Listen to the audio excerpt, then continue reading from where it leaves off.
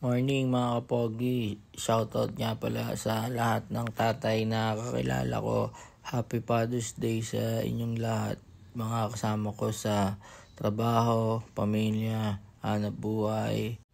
Para sa atin tong araw na to, mag-enjoy kayo hanggat gusto nyo, huwag nyo lang sosobraan.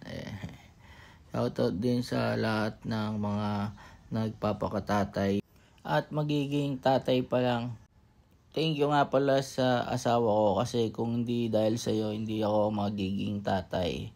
Shoutout din sa mga tatay na bangus at sa mga tatay na madiskarte sa buhay. Thank you din sa mga anak ko para sa pagbibigay sa akin ng inspirasyon para magtuloy-tuloy sa buhay. Lagi niyong tatandaan na di bali nang mahirapan ako ngayon kesa mahirapan ako bukas dahil kayo ang bukas ko. Kapag okay na kayo, okay na ako.